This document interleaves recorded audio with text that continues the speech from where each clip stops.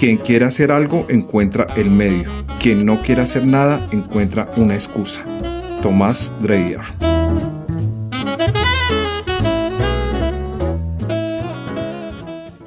Buenos días, mi nombre es Edgar Alberto Ordóñez Caviedes, escritor colombiano, autor de la saga de libros de Orígenes, y este podcast se llama El Taller del Maestro, una serie de 10 capítulos que estarán enfocados en hacer entrevistas a diferentes gestores culturales, promotores, que con su trabajo y dedicación están aportando un importante grano de arena a la sociedad. Desde la música y literatura hasta el arte y la cultura estaremos explorando los diferentes retos, motivaciones, luchas que han tenido estos importantes gestores culturales. Hoy estamos aquí nada más y nada menos que con el profesor Jorge Balbuena. O sea, gracias profesor por venir, bienvenido a Origen Alma de Letras, bienvenido a este podcast, el Taller del Maestro. Me agrada muchísimo tenerlo acá, ¿sí? Entonces, bienvenido. Entonces, para que nuestros internautas sepan quién es Jorge Balbuena, disculpen que tenga que leer, pero la reseña es bastante larga. Entonces, Jorge Balbuena es nacido en Facatativá, Cundinamarca, en 1985. Es magíster en estudios de la cultura con mención en literatura, literatura hispanoamericana de la Universidad Andina Simón Bolívar, de Quito, Ecuador. Especialista en creación narrativa de la Universidad Central y licenciado en Humanidades y Lengua Castellana de la Universidad Distrital Francisco José de Caldas. Actualmente realiza estudios doctorales en comunicación en Unitierra, Universidad Nacional de La Plata de Argentina, integrante del comité editorial de la revista latinoamericana de poesía La Raíz Invertida. Recibió el Premio Departamental de Poesía de Cundinamarca en el 2008 por su primer poemario, Presos, el premio de la revista Surgente por el poemario Los Arados del Parpadeo en el año 2008 y el premio distrital de cuentos Ciudad de Bogotá en el año 2014.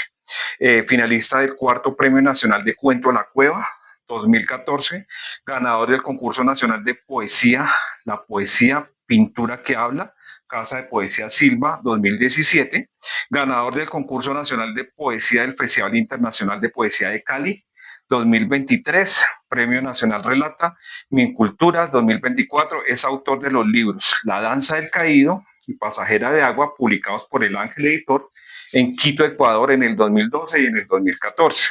Árbol de Navío de la editorial Cuadernos Negros, Calarcá, Quindío, 2017. Gramática de los Cielos, editorial La Raíz Invertida, 2021. Cambio de Agujas, editorial Taller Blanco, 2022. Canción en Llamas, que es este poemario que tenemos acá, que es algo muy bonito. Canción en Llamas, ¿este es de qué año, profesor? Este es del año 2024. Canción en Llamas sí, poemas de superación personal o curso relajado. Este es el nuevo. Ese es el reciente.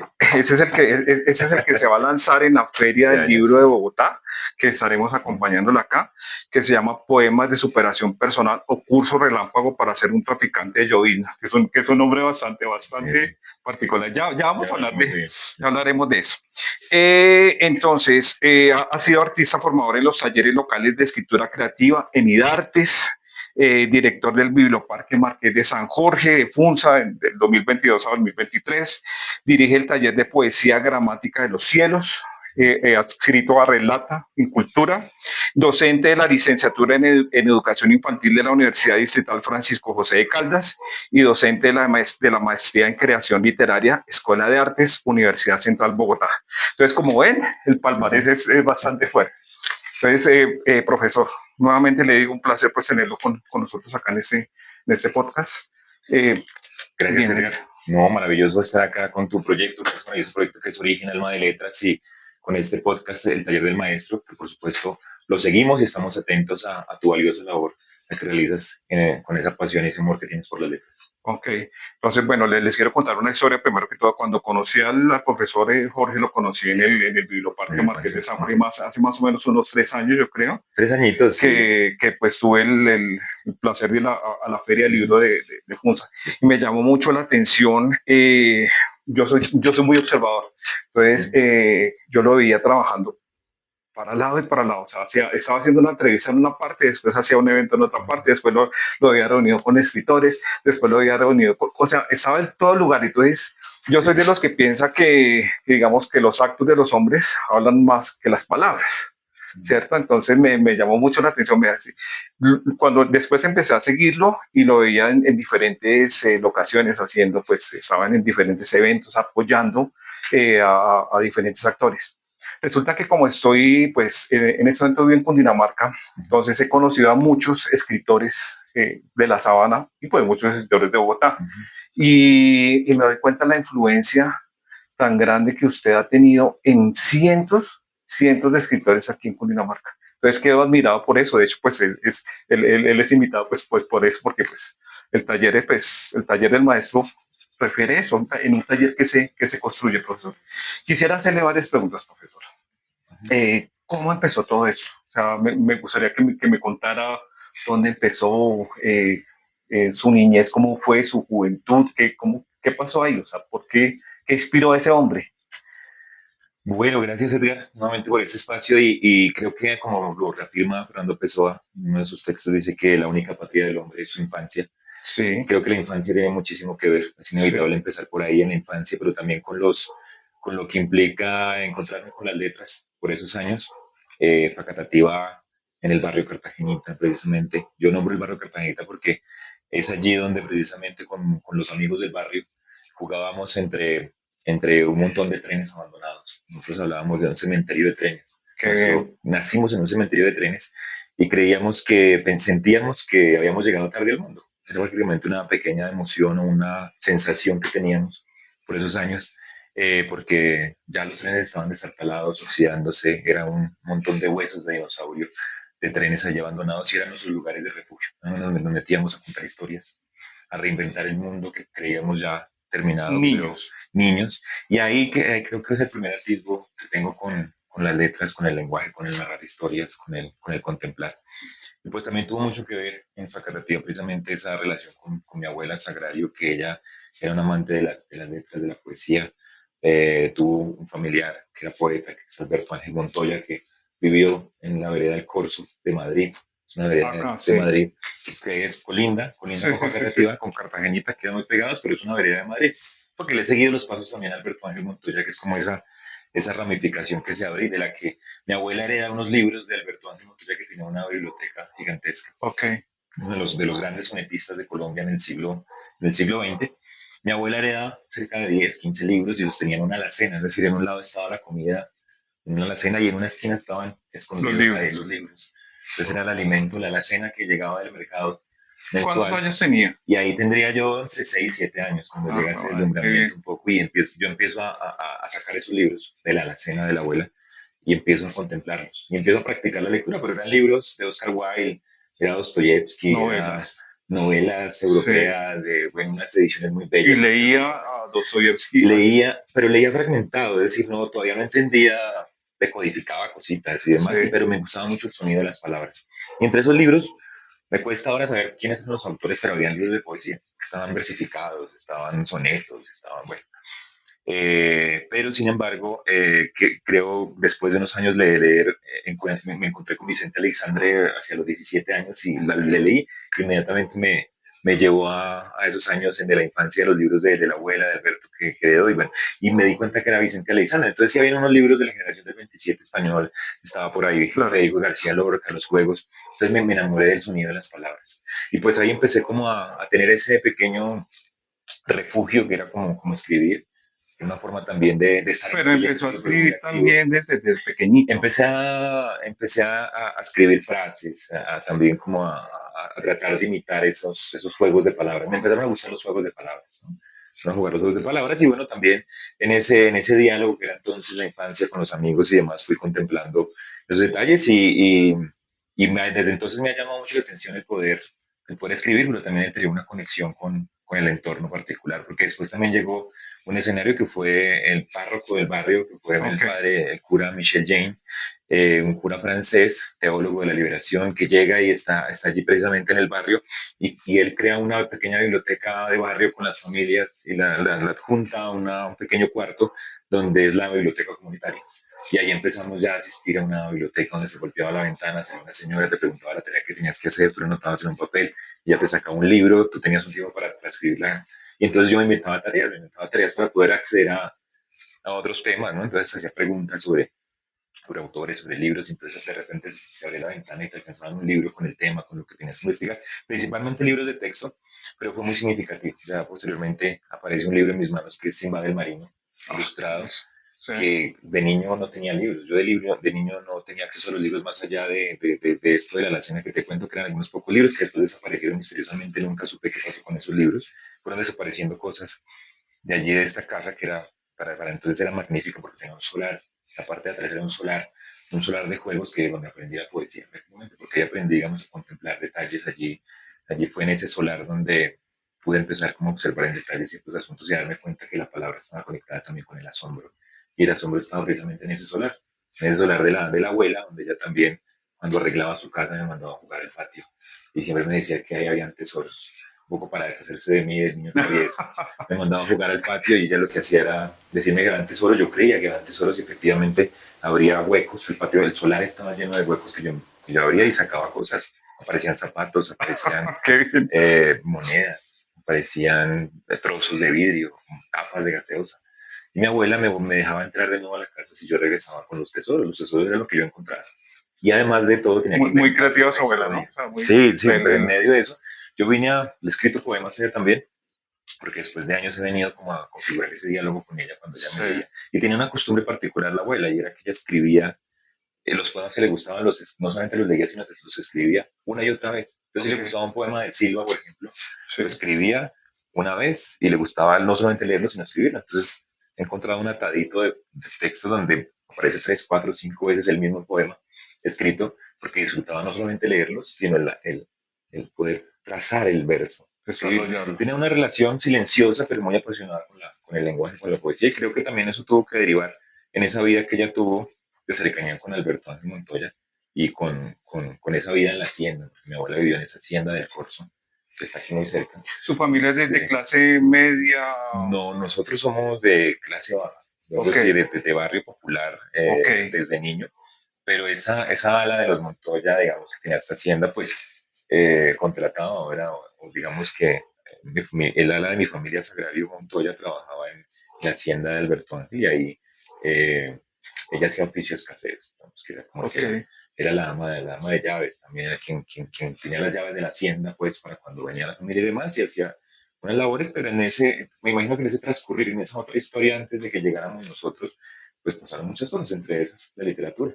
Y desde entonces he tenido como también esa intención de conocer los rastros de los escritores de ese territorio, porque si te das cuenta, Alberto Ángel Montoya es un autor que deja rezagos, deja historia, deja ecos. Vivió aquí en Cundinamarca. Él nació en Bogotá, pero yo lo nombro ahora como poeta cundinamarqués, digamos, que es el proyecto que estamos haciendo en la red departamental. Lo he puesto allí porque escribió y muchas de su poesía tiene que ver con los entornos. Esa aldea que nombra puede ser Madrid, puede ser Cooperativa, esas plazas de mercado, esas historias, esas rutas a caballo, eso que pasa precisamente aquí entre Madrid y Bogotá. Y pasa en la sabana de Bogotá. Entonces, bueno, esos son algunos detalles, Edgar. Precisamente digo, la infancia, por ahí empezó todo. Pero sí pregunta, ¿has escrito algo sobre los trenes? Sobre esa escena es bellísima, digamos, los niños jugando en los trenes viejos. Sí, he escrito a propósito, pues ahora estoy pues con algunos cuentos que quiero publicar a propósito de esas infancias que tengo algunos, esos están cargados ahí, ¿no? Por ejemplo, jugar canicas dentro de un vagón de tren abandonado, jugar en la oscuridad del tren abandonado del vagón, porque el vagón está abandonado y ahí digamos que las plantas creciendo dentro del vagón, el árbol, tengo un libro que se llama Árbol de Navío, que se inspira porque vi crecer un árbol en mitad de dos rieles de tren. O sea, iba al colegio a estudiar y siempre pasaba por ahí. Y en ese ir y transcurrir durante los días de ir al colegio, vi creciendo el tronco de un árbol que fue en mitad de dos rieles. Y esa imagen me quedó también muy grabada desde niño. Y ahí nació este libro que es Árbol de Navío. Árbol de Navío, que es un libro que así quiero muchísimo porque fue una lección de poesía donde me arriesgué a hacer muchas cosas que quería hacer en la poesía. Sí. Y bueno, ya hablaremos de ese libro. Pero sí, creo que la noción de los trenes, la sabana de Bogotá, Dinamarca en su esplendor ha sido como una de esas inspiraciones de mi trabajo literario. ¿Y desde qué edad empezó usted a influir en el resto de personas, digamos, en el resto de escritores? Yo creo que desde niño tenía un vínculo con el trabajo comunitario precisamente porque Sí, mi primera biblioteca fue comunitaria y la vi nacer en un trabajo comunitario. Entonces yo a mis 8 o 9 años estaba en un sí. grupo de la iglesia con el cura, el sacerdote que te digo, y lo que él ¿Ese sacerdote todavía está no, vivo? él ya falleció, lamentablemente ya falleció, pero él también crea otra parroquia en el barrio Mana Blanca. Pero en ese quehacer de su trabajo comunitario, este cura pues monta una biblioteca comunitaria, un salón donde también hacen talleres de guitarra y música y canto y todo un trabajo comunitario, La ¿no? importancia de la semilla, ¿no? La importancia de la semilla. Entonces, para mí, yo he crecido con la idea de que el trabajo es comunitario. Sí, A mí me cuesta mucho pensarme como que voy a trabajar solo es correcto. y no, yo nací, mi infancia fue en el entorno de que se trabaja por la comunidad. En ese momento se estaba construyendo el barrio, entonces yo veía cómo la familia del lado le ayudaba a construir la familia al otro, donde hacían ollas comunitarias cuando estaban construyendo, echando una plancha. Se echaba una plancha en una esquina de de la Sí, calle chévere. y la gente salía a colaborar. Ayudar, sí, eso Entonces pasaba. siempre, y después estuve en un grupo de teatro, hice parte de la Fundación Cultural Siembra Vida, que fue un proceso también de facultativo muy importante que me motivó desde el teatro a hacer literatura, y ahí el trabajo era comunitario. O sea, que el director de ese grupo de teatro, que se llama Hugo Torres, él tenía la costumbre de las personas habitantes de calle, Sí, jóvenes que estaban en condición de calle o personas vulnerables, las invitaba y desde el arte empezaba a trabajar eso y vi jóvenes que salieron de situaciones muy complejas, desde la adicción, por ejemplo, y que encontraron en el arte claro, una salida, Entonces yo trabajé con una personas respuesta. y con ese tipo de personas y fue siempre el trabajo comunitario. Y desde ahí me ha costado desligarme. Yo siento como que gente me dice, como, oiga, pero ¿por qué hace esto si no está ganando? Es Pero yo digo, estoy vocación. ganando. Si se gana en trabajo Sí, comunitario, se gana en comunidad, se gana en desarrollo cultural. El reconocimiento precisamente es que lleguen otros niños que como nosotros tuvieron dificultades, pero que puedan de pronto acceder a esto. Creo que en Cundinamarca, pues ahí te has dado cuenta, Edgar, en el proyecto que también haces parte, que es la Red Departamental de Escritores, sí, el plumaje del cóndor, que hemos sí, estado dándonos cuenta trabajando. que el Ajá. departamento es muy rico en sus letras, pero que hay un desconocimiento.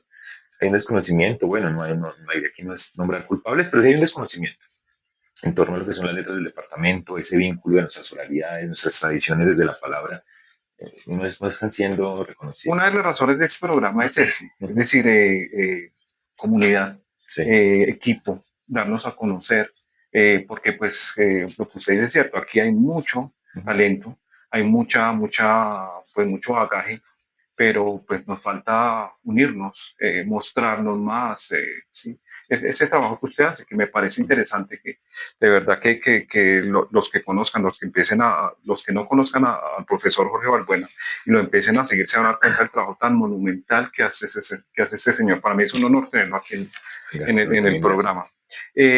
Bueno, y digamos, otra de las, digamos, de la razón de este programa es influir en la lectura, es decir, ayudar en... ¿Qué le recomendaría a usted a una persona que quiera escribir o que quiera aprender? ¿Cuál cree que sería una de las claves? Bueno, entre todo lo que me he dado en cuenta, entre lo autodidacta que he sido, también entre la gente que he conocido, pues yo recomiendo mucho, más allá de leer autores complejísimos y lejanos, Sí, que pues también hay que hacerlo, creo que el primer paso es creer y leer el color local. O sea, habitamos un entorno literario, tenemos sí, historias por contar, los personajes que nos rodean, nuestras historias de infancia, nuestro barrio. El barrio es un tesoro literario, porque solamente ese barrio donde nacimos o crecimos, solamente hay uno, que es ese barrio en el mundo, y creo que hay que pensarse lo local como una condición universal. Desde lo local podemos contar la condición humana, podemos contarla y nombrar. León Tolstoy decía algo así. Algo así, ¿cierto? Es una... Sí, no, narra tu aldea y serás universal. Exactamente, gracias por recordarlo porque Tolstoy precisamente cruzó por ahí y reveló precisamente eso, pero creo que es el primer paso, es confiar y reconocer que lo que tienes al frente tuyo, lo que has vivido, pues es parte de lo que puedes contar y decir. Y ya el resto son los maestros, que esos maestros empiecen a hacer diálogo. Y la otra también que recomiendo es que no endiosemos tanto a los maestros, sino que los convirtamos en amigos cercanos, los sentemos en el escritorio, en nuestra mesa de trabajo, en nuestro sillón de lectura y dialoguemos con ellos, critiquémoslos también, veámoslos también como como ese otro yo que posiblemente también tuvo una idea primaria, inicial para empezar a escribir y después empezó a darle forma. Cuando uno logra de pronto sentar a un Alan Poe, a esos grandes maestros, sin duda que lo siguen siendo, pero logra mirarlos a los ojos y hablar con ellos y encontrar sus costuras, sus técnicas, sus divagaciones, empieza uno a darse cuenta que ese lenguaje también es propicio para tu obra. Entonces ahí también hay ecos de posibilidades y poco a poco se desprende tu voz particular. Y ya te das cuenta que la riqueza de escribir también está en que puedas decir algo nuevo, plantear algo que no se haya dicho antes, también buscar tu estilo, tu voz Tu propia voz. tu propia voz. ¿Cómo hace uno para encontrar la propia voz? Yo creo que es también siendo muy consciente de que en los pequeños detalles está lo que se puede, lo grandilocuente, lo que se puede nombrar de una manera más amplia. Entonces, yo creo que la voz se encuentra, en mi caso ha sido cuando hay esos pequeños detalles y empiezo a elaborarlos con una intención ya de más personal, ¿no? Más de decir lo que mi forma de pensar, cuando quiero también elaborar una filosofía de vida que no tiene, pero también más allá de eso, también la posibilidad de recrear posibilidades estéticas. Ahora estamos en un momento en la escritura donde no hay una sola voz. Digamos que los modernistas y antes de ellos, a veces los escritores encontraban una voz, llegaban a un pico existencial que era encontrar tu voz y ahí se quedaban, digamos, haciendo grandes obras, por supuesto, pero de repente después de las vanguardias literarias, los escritores nos dimos cuenta que existe la autorruptura, es decir, sacas un libro con un estilo, el siguiente es totalmente diferente a ese estilo, entonces no hay un estilo, no hay una sola voz, sino que la voz también puede ser la exploración constante que puedas generar. Por ejemplo, el libro reciente que es Poemas de Superación Personal o Curso Relámpago para ser un traficante de llovizna, el título es largo, tenemos acá. Es precisamente una ruptura de lo anterior. Es algo totalmente distinto a lo que he hecho en mis otros trabajos. Canción en Llamas es un libro ya donde busco algo testimonial, es una voz también que critica la condición de la violencia en Colombia y sus síntomas, pero también sus huellas y cómo sigue persistiendo en nosotros. Pero ya Poemas de Superación es un libro que reclama desde otro apartado, que explora otro lenguaje, que quiere vincular la narrativa y la poesía, que cuenta historias. Entonces, ¿qué es un traficante de llovizna?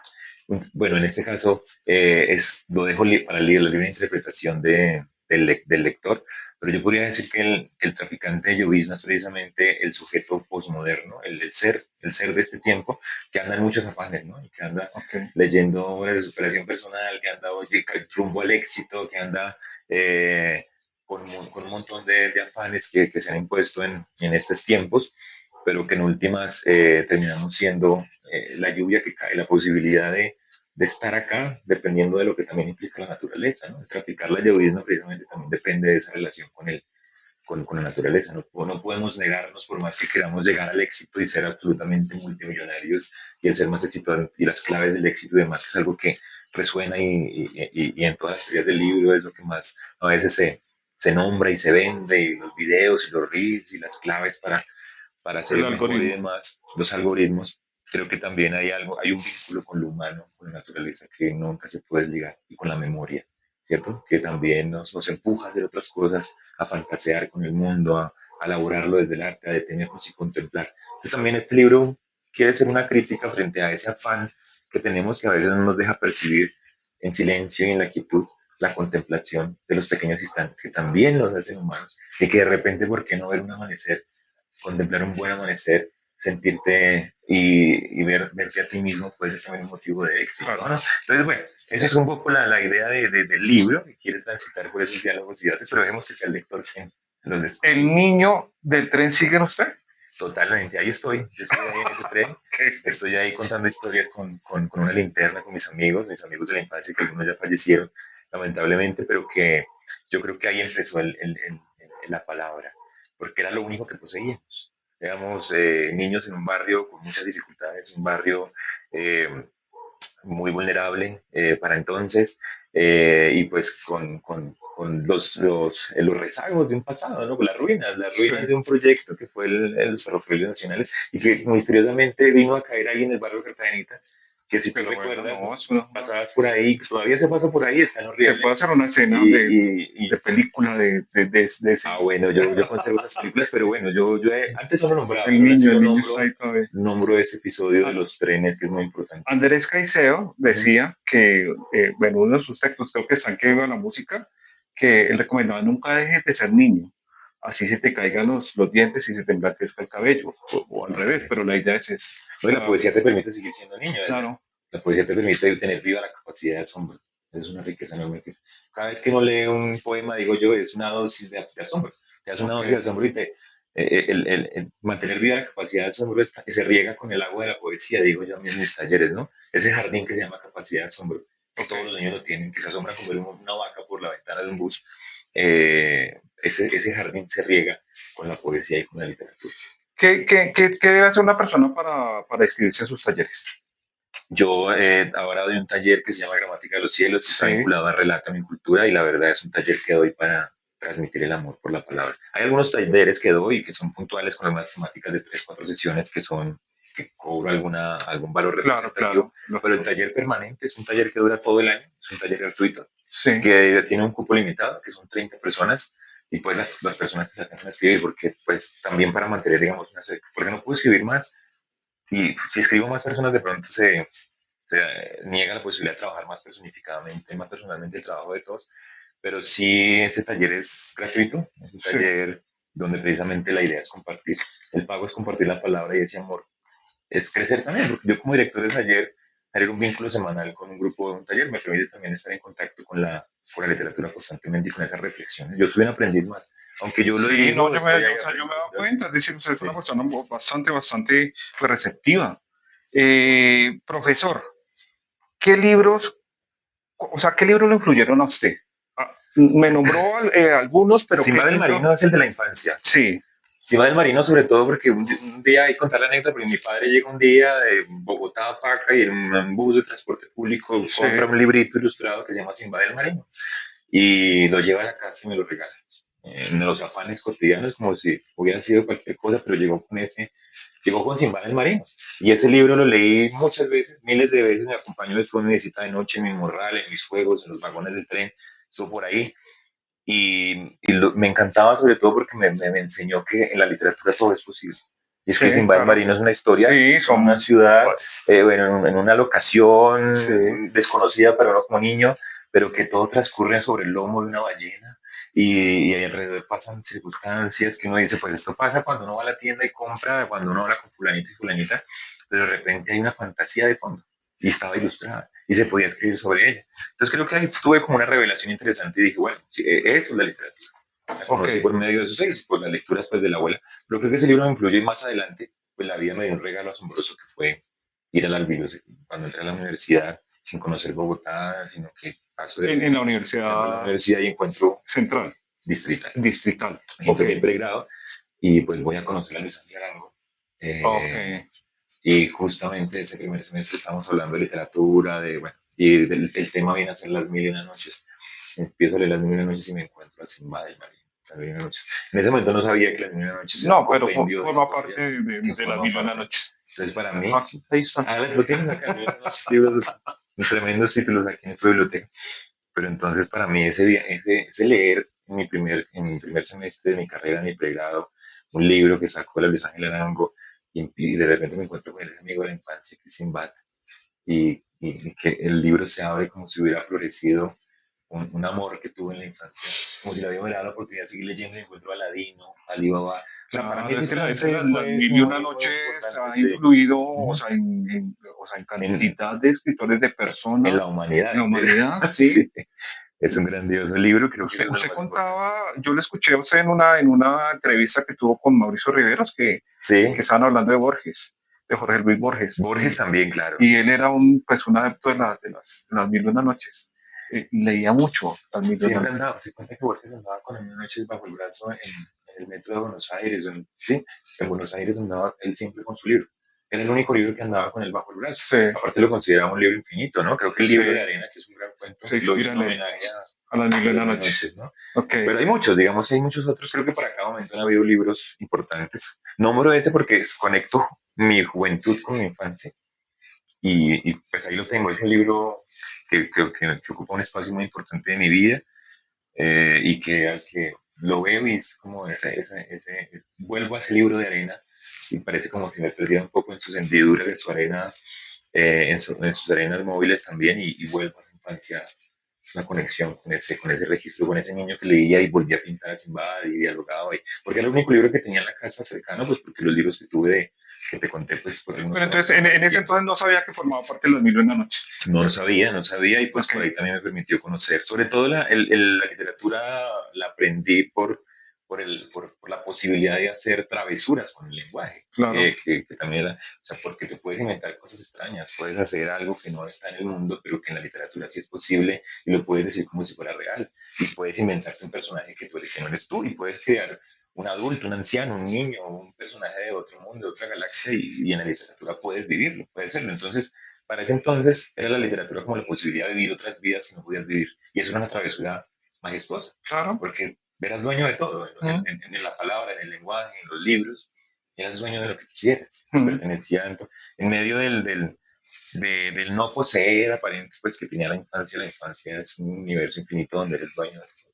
Y eso y es. se va uno para otro lado, digamos. Yo tengo por la noche leo, y digo, bueno, me voy, en este momento estoy leyendo una novela rusa, entonces estoy en Moscú, por la noche estoy viviendo en Moscú. Sí. Entonces es importante ver los universos. Totalmente. Profesor, ese libro, ¿qué día es el lanzamiento? Este libro lo voy a estar presentando en la Filbo el 28 de abril a la 1 de la tarde. Esto va a ser en el pabellón 6, en el segundo piso. Ok, allá estaremos acompañando. Es el espacio de Relata. De Relata, ok. Entonces, bueno, ¿qué digamos, qué más podemos inculcarle a una persona para inspirarlo a leer?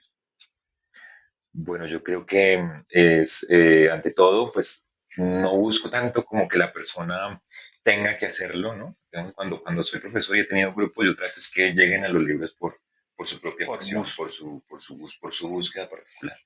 Pero yo siento que todos, en algún momento, en todos los momentos de nuestra vida hay un libro que nos puede acompañar en esas circunstancias, porque hay momentos en que estamos enamorados, hay momentos en que estamos viviendo un duelo, hay momentos en que estamos pensando, no sé, un plan, una estrategia, un proyecto, alguna cosa.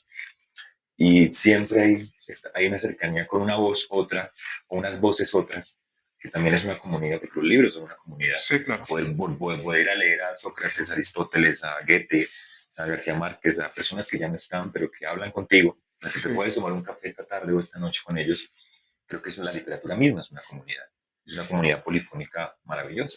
Entonces creo que más allá de inculcar es transmitir ese derecho, ese vínculo que tenemos con los libros, porque hemos de pronto crecido con un estereotipo de que los libros de pronto están solamente en la academia. Pero mire lo que hacía el párroco que nos cuenta, el párroco de su barrio. Es decir, él abrió la biblioteca y llegaban, uno de ellos fue usted, llegaban a golpear en la ventanita, y de pronto nos falta hacer eso. Ahora, otra pregunta, ¿la tecnología digamos, ha menguado eso? No, mira que no. O sea, la literatura se ha visto enriquecida por la tecnología. Okay. La lectura es la que ha generado otras formas de acceso a la lectura. Pero la literatura sigue tan vital porque la literatura hace parte de todas las épocas. Todas las épocas tendrán su literatura y las épocas van dejando su literatura universal. Entonces sí siento que no hay que tenerle miedo a la IA, a la inteligencia artificial, que es una pregunta que siempre es constante. Sí. Ahí es que hay que saber usarla en pro del beneficio de la humanidad, porque pues si uno tiene la posibilidad por medio de una inteligencia artificial de crear y recrear posibilidades, pues ahí también hay algo, ¿no? Pero no utilizarla para escribir, ¿o qué opina usted de eso? Digamos que se puede utilizar para escribir como herramienta, para que te ayude a reforzar una idea, pero no reemplazarlo. No, porque la condición humana, el vibrar, digamos, la pulsión estética de un libro, de una obra, pues la da precisamente la condición humana, el sentir, el imaginar, el recrear, el efecto, el error, la crítica que está en el fondo del libro. Porque nos gusta Tolstoy, porque nos gusta Dostoyevsky, porque vibramos todavía leyendo las mismas noches, porque hay una época vibrando detrás de ella. Y esa época la tiene la humanidad, esa época la construye la humanidad. Esos tiempos, esas sintonías y sinfonías con el entorno, con la forma de pensar, con lo que somos, con la forma de amar que va cambiando en cada época también. Eso es humano. Eso siempre será El humano. sentimiento, la emoción, la emocionalidad, bueno. Entonces, no, podrá llegar mucha tecnología, pero la poesía siempre permanecerá y seguirá siendo humana. Bueno, otro de los trabajos importantes que está manejando pues aquí el profesor, ya hemos hablado, ya hemos tocado un par de ese tema, es el plumaje del cóndor. Plumaje del cóndor, ¿qué es exactamente? Contémosle Bueno, el plumaje del cóndor, internautas qué es el plumaje del cóndor. Yo creo que ¿Qué es la red de escritores de Cundinamarca? Ahora que estábamos hablando pues de la infancia, sí, que te decía Alberto Ángel Montoya, pues también desde niño ha quedado pendiente esa adolescencia, esa juventud, pues notar que pues en el territorio han habido muchos escritores. Cundinamarca, como lo sabes, sí, es la tierra del cóndor, es lo que traduce Cundurimarca, Cundurmarca, es la tierra del cóndor. Okay. Y esa tierra del cóndor majestuosa, gigantesca, más grande que algunos países, sí. se dice, ¿no? Es casi que varios países adentro también. Pues tiene una riqueza en la palabra que en la oralidad, en las historias, en la memoria, pero particularmente me he ido encontrando a Cundinamarca en la literatura colombiana por ahí, en las obras por ejemplo, de Vargas Vila, aparece muchísimo en la Sabana de Bogotá.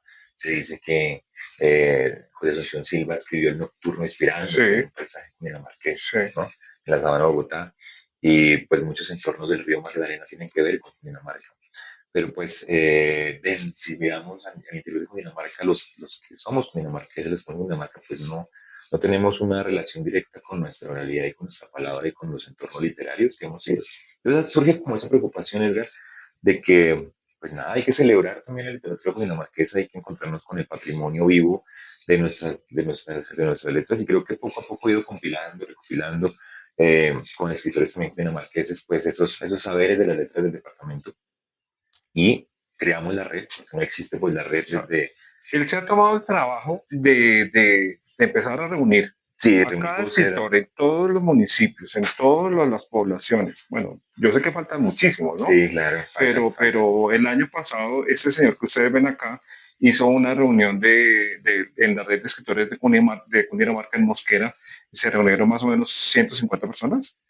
Llegamos más o menos 150 personas, y los que faltaron nos acompañaron en actividades en redes, transmitimos lo que se pudo. Entonces Mosquera, afortunadamente, Mosquera nos abrió las puertas y pues hicimos de forma independiente. Digamos que el apoyo sí, eso fue independiente, bueno, o sea, por idea suya, por trabajo comunitario. Sí, trabajo comunitario, pero es un trabajo muy importante, es decir, reunir, convocar, hacer esa convocatoria. A mí me pareció muy importante ese trabajo. Y veo que siguen pues anexándose más autores, escritores. Bueno, después de ese video, ojalá que lo vean muchos, pues sí. que bienvenidos y bienvenidas quienes son escritores del departamento y quieran unirse. Como lo decimos, es un trabajo independiente.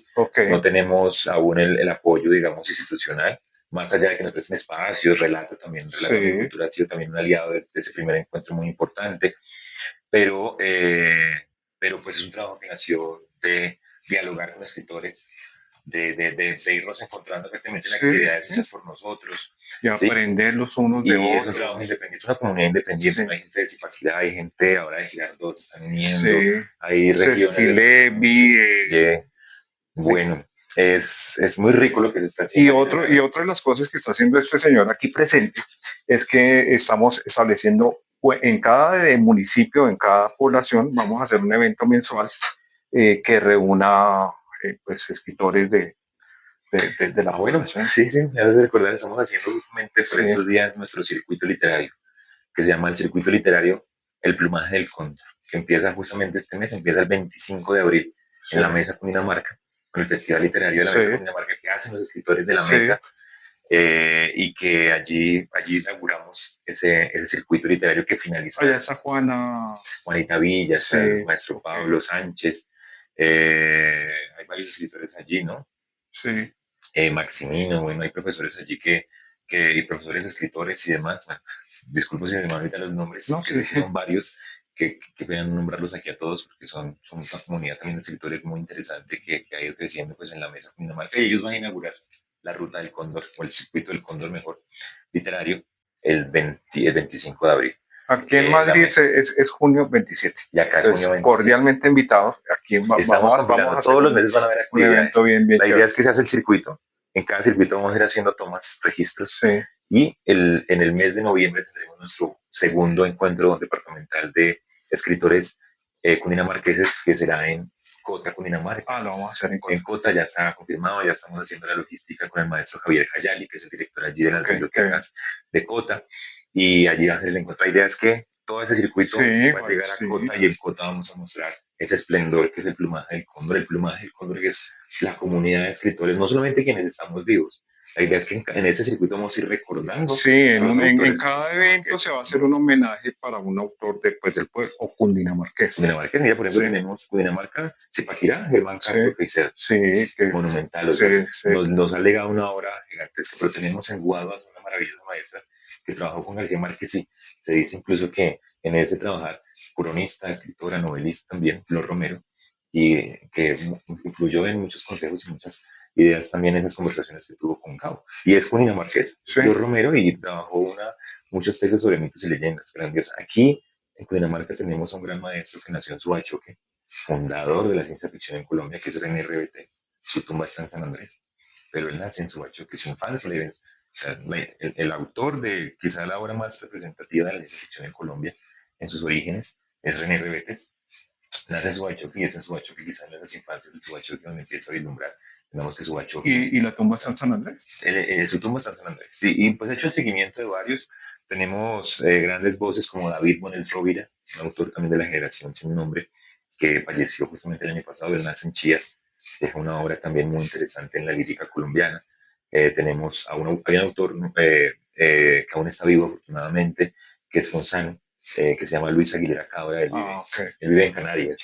Y él ha hecho pues, una obra narrativa, poesía, también de la generación sin nombre. Y él ha hecho crónicas sobre el 9 de abril, porque él vivió el 9 de abril del 48 siendo muy niño, y tiene el recuerdo de lo que fue el Bogotazo desde Funza. Entonces, bueno, y la lista, ya viste tú que es bastante larga, bastante amplia.